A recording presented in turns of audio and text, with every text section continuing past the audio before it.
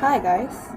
So, after a lot of thinking, I have decided to post a Notion dashboard situation kind of thing. Um, the first time I made my Notion dashboard was in like 1 year back, and I did it before my semester started. So I think a lot of people want to do the dashboards, to do list, whatever, before semester starts because once it starts, everybody's like super tired and they don't want to deal with like having to figure out how Notion works. And I think Notion is fun to play with when you have time. But if it's not a priority for you, then you probably have a hard time doing it. Which is why I am not gonna show you like a tutorial kind of thing. First of all, because um I'm still figuring it out, and also there are plenty of videos that you can watch on YouTube. And I will link a few for you in the description box if you want to know how I like the videos I took inspiration from, and if like there are any particular tutorial videos that I found quite useful. So I'm just gonna show you my Notion dashboard. These were my past pages. This is the weekly agenda one, which is basically just a template that Notion gives, and it does a good enough job. At I think I tweaked it a bit. Yeah, I added this upcoming dates. Then I had uh, this current week, and then my next week had two columns because sometimes I miss out something in the weekdays, so I have to push it to the weekend or in the next week. Then I had my deadlines and important dates, which was basically it's just a calendar, but no, I don't think. Yeah, I think I deleted the table format, like all the cells, so it don't show up. But yeah, I'm gonna show you my gradebook. So this is what I did to track all my grades. I know some people don't like to track their grades, but I'm very particular about my grades, so I want to track them. Um, yeah, this was for semester two. Please don't look at my shitty side grades. I don't know what happened either, but yes. My sem one grades were a lot better. Like, yeah, my Korean grades, my side grades. So, what's the last one that I used? My workflow. Okay, so my workflow was something that a lot of people were asking about, especially the one I did for my psych class, like the humongous mind map. uh, it's basically how I did for intro to psych, which might be helpful if you're incoming psych student. I just basically put on all my lectures, and then, for example, lecture 2 has significantly more course material than lecture 1. So I did a sign reading and I picked out the learning objectives, and then I listed out down each learning objective, and then I broke them down into the individual compartments. It's the kind of thing that you might need to memorize if you have a closed book test. But for me, I had an open book test, so eventually this didn't seem very helpful. But it might be helpful for those who are forced to memorize, which I hate. Okay, my final exam prep. Ah, yes, here it is. It's a lot of material. Basically, I scoured the entire readings, the textbook, any test banks or any sample questions from the textbook. Sometimes the textbook has like sample questions on the back of it, so I just took those questions and then I listed them down on the left hand side under the column name, and then I wrote my answers or the suggested answers under info. I then grouped it according to topic and theme.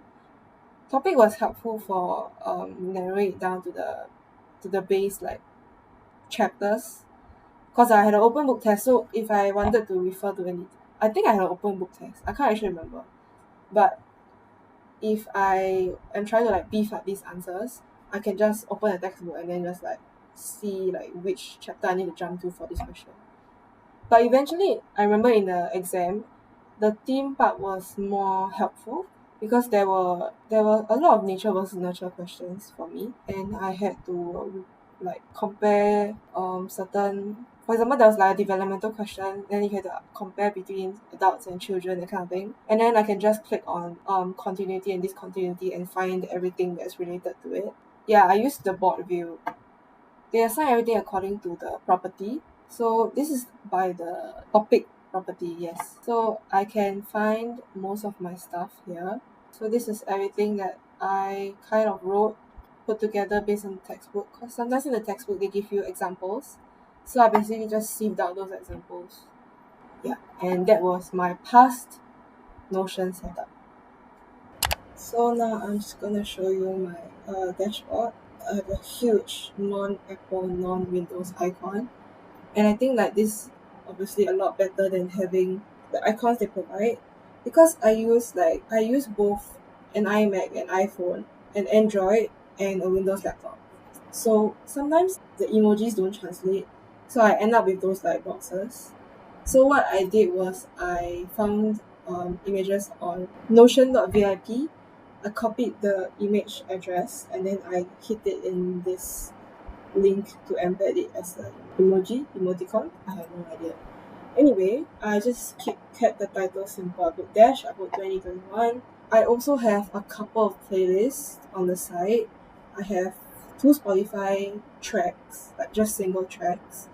The first one is hit on autoplay. So whenever I go onto this page, right, it will just start playing automatically. And it is Champagne by Zuo. I like his music. I like his music on SoundCloud, so I just put it here. The second track is Roses, but it's not autoplay because I don't want them to play at the same time. So when I eventually get tired of Champagne, which I hope is not anytime soon, I will replace Champagne with Roses. I have a couple of Spotify playlists. Here's the thing about Spotify playlists. They don't let me play them in full on Notion. I have no idea why, but they play, when I hit play, right, they only play like the highlighted portion of the song, of each song. And then if I want to hear more, I have to open the Spotify app. So that's not something I'm very like pleased about. I just keep it there so I can click on these original buttons to lead me to the playlist that I want straight away. So I don't have to bother like control space, hit Spotify, then go and find the playlist in my list of playlists. I have a contents sidebar. Basically all my pages are put here. So I have 2, 3, 4, 5, 6. I have 5.5 pages because my goals pages is not exactly a page. It's just somewhere I visualize my goals for the year. And I kept this contents bar as a script, so it's the same with the urgent one. It's a JavaScript, so I mean it looks different. You can either get this effect by, one second, let's say Notion. Okay, and then I want to turn it into, there's a few options. I can turn it into an equation, which gives me this loopy thing, or I can turn it into code. So code gives you that, and then equation gives you this loopy thing. I like having a bit of variation because there's fonts you can choose, but I don't like any of them. Like this is too, I don't know, when I open my readings for the semester, I get to see this kind of font every day, so there's no thanks. And this font is not something I'm a fan of because, don't know, just don't like it. Anyway, I have a widget here which tells me the weather. It tells me the weather for today and tomorrow. Honestly, in Singapore, where I live, the weather doesn't change. It's either glaringly hot, as you can see, or it's pouring buckets like it was yesterday. I actually have a call, but I want to finish this first. So this is basically my dashboard. I have a list of urgent things that I need to do, which I must remember, and then I have a progress bar. It just looks cute, but I programmed the date to be the last day of the semester. Then I have this academic calendar because I always forget and I always don't know where to find this calendar afterwards. So I just embedded it as an image. It's a screenshot, and then I uploaded it to Notion. Then, okay, I have two links. The first link is to my Google Drive, which I put as G Suite, and the second link is to I Miss My Cafe. It's basically a website where you can uh, feel like you're in a cafe. Basically, uh, even though it's pretty open up here now, I don't like going to a cafe because, like in person, because first of all, it is more tiring for me now to step out of the house than ever before. And secondly, I don't know, I just get scared. That's pretty much it for the dashboard. And if you want to see the weekly calendars, I can bring you through the weekly calendars. Yes, a weekly calendar is pretty simple. So this icon is also from Notion.vip. I have a list, like I have a head banner. I have a banner of images I keep for aesthetic. If you search like academia aesthetic on Pinterest, you get all these pictures. And all you have to do is just copy the image link, and then just paste it here. I will show you a demo, I think, right about now.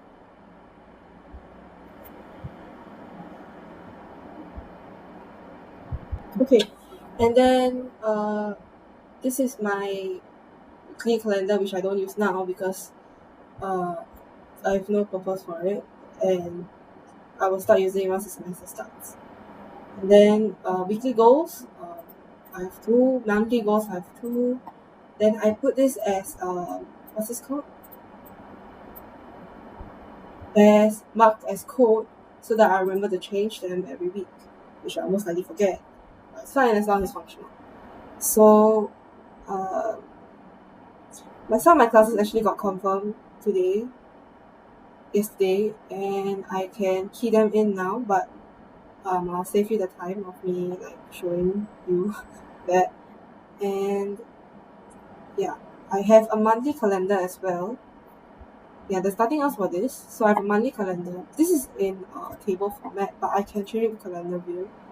So obviously I have nothing for this month. But let's see my monthly calendar. My monthly calendar is basically just the calendar as a page. So I can key in random stuff later on, like my Korean quizzes, my reading weeks, my breaks, any health appointments I have, such things. I'm doing pretty well actually. And then I have a study planner which I won't show because okay, you know what, I'll just show you, but I'll blur out the classes because I won't blur out the classes, but everybody knows that I take Korean, right? So this is like basically a gallery as a page. I embedded an image from Pinterest again here so that it will turn out as a thumbnail. And then this icon is also from Notion.vip. I don't know what it means, but I just wanted to keep it. I have a syllabus. I do not have a syllabus, I have to fill in that later. Then I have assessments, the weeks, and then progress, which was basically a reformat of my previous study grade tracker from last year. And I just keyed in the percentage, like how much is worth in my total score, and then my score for each of these individual components. And then my last column is a formula, it's a cumulative. So the formula I put was basically percentage, then asterisk, which is times, then score. So you can just click on this. I just hit score, asterisk, and percentage. Done.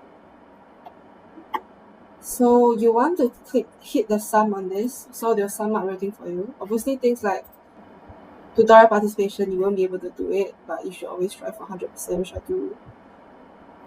And you can just basically see how much you need to get on your next assessment to get the score that you want. And my goals page is very short. It is just this much. And I have a YouTube tracker. You can track it. You can track YouTube stuff on Creator Studio, which I don't really like because I don't find it very educative. It's not like good for me. So I have a playlist. No, this is a playlist. Okay, no, it's a track. But basically some pictures, and then I have a few links. The first link is to um, my project table, which I set as a page. So basically, I am in the process of filming my Notion video, and I'm quite witty sometimes. Then I have Creator Studio links. I have analytics links, basically to the YouTube pages, which will bring me there if I click on them. I have this subscribers and watch time counter. It's quite satisfying to press them once I get a new subscriber or when I have more watch time. I have a posting calendar which you can see. I group them according to what they are for. Lifestyle videos are marked by this circle, and then I have keep up stuff, which I linked by this lullaby emoji, and then study stuff is with this book. And then I have this code. You can find the original code. Like I'll link the original code. This is half of it because I don't want it to be too long. And then I have a list of all the videos I posted this year. Normally they have the picture, the thumbnail, but I'll show you. I did this on my laptop, so I'll show you the laptop version right about now. So you can see that I have linked the videos by their type, say study, food, lifestyle, K-pop, whatever. And then the last thing I have is my reading tracker. So it's basically all the books that I've read this year. I've grouped them by month, and then I've listed the stars, like how good I found the book. So I'm trying to read 30 books by this year. So I've read 23 books about that.